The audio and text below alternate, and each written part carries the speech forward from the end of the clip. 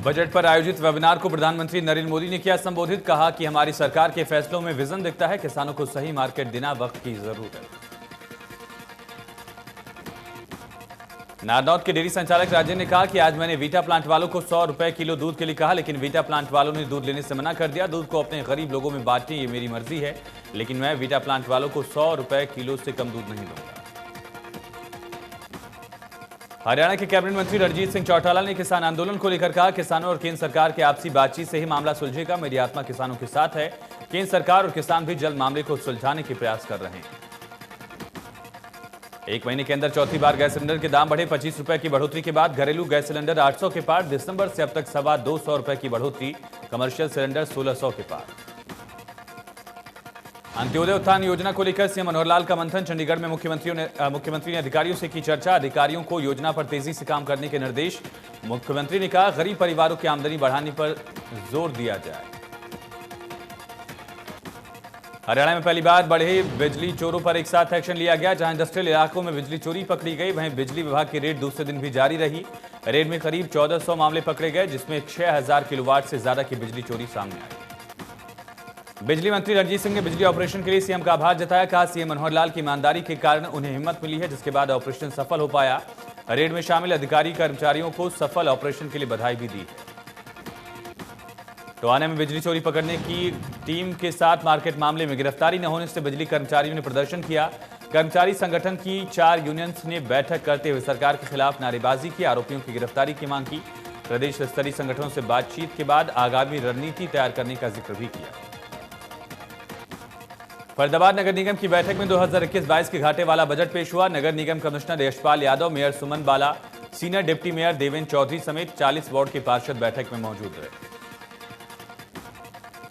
भिवानी में वर्तमान में दरवाजे जर्जर हो चुके हैं। भिवानी नगर परिषद की एक महत्वपूर्ण बैठक में 3 करोड़ रुपए का बजट पास कर शहर की गलियों और दरवाजों के पुनर्निर्माण को लेकर प्रस्ताव पास किया गया।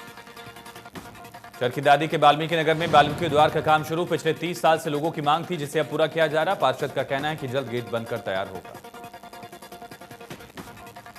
भवानीखेड़ा के गांव प्रेमनगर में सीबीएलयू गेट पर ताला जड़ने को लेकर गेट के आगे क्षेत्रवासी इकट्ठा। मेडिकल कॉलेज के लिए दान में दी गई जगह की बजाय भिवानी शहर में मेडिकल कॉलेज बनाए जाने से गांव के लोग नाराज। मेडिकल कॉलेज बनवाए जाने की मांग को लेकर 2 महीने से धरना।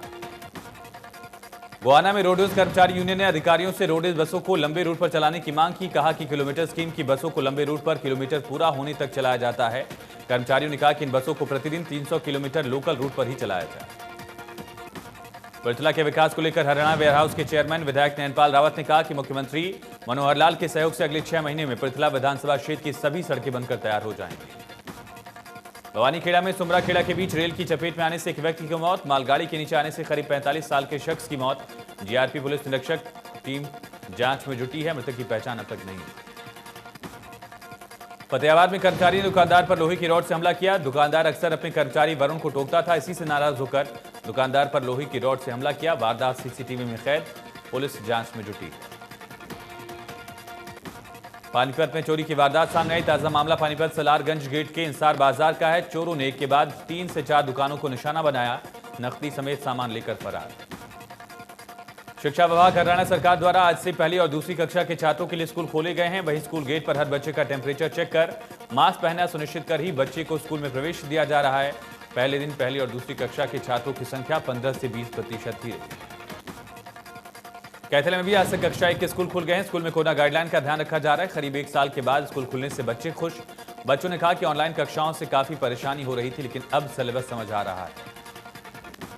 प्रधानमंत्री नरेंद्र मोदी ने एम्स में कोरोना की वैक्सीन लगवाई। ट्वीट कर लिखा, मैं उन सभी लोगों से अपील करता हूं जो वैक्सीन लेने के लिए योग्य हैं। साथ में हम भारत को कोविड-19 मुक्त बनाते हैं। स्वास्थ्य मंत्री अनिल विज ने पीएम मोदी द्वारा सबसे पहले कोरोना वायरस का टीका लगाए जाने को लेकर कहा। पीएम ने एक संदेश देने का काम किया।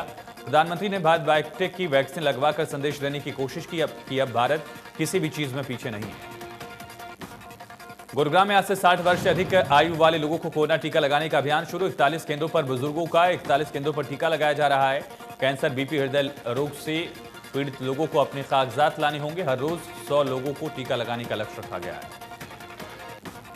महेंद्रगढ़ में भी कोविड-19 वैक्सीनेशन का अगला चरण शुरू हो गया। इसके लिए कोविड पोर्टल को अपडेट किया गया ताकि ऑनलाइन सेल्फ रजिस्ट्रेशन भी किया जा सके। भिवानी को मिनी क्यूबा का नाम दिलाने वाले boxing coach Jagdish Singh retired हो गए हैं। उनकी रिटायरमेंट पार्टी पर बॉक्सर्स का मेला सा लगा। विश्व विजेता बॉक्सर विजेंद्र और दिनेश भी अपने गुरु की पार्टी में पहुंचे और अपने विचार रखे। दिल्ली में साल 2019 में मिस इंडिया रही मानसी सहगल आम आदमी पार्टी में शामिल। मानसी एक प्रशिक्षित इंजीनियर, टेडेक्स स्पीकर, एक उद्यमी है जिनका अपना एक स्टार्टअप है।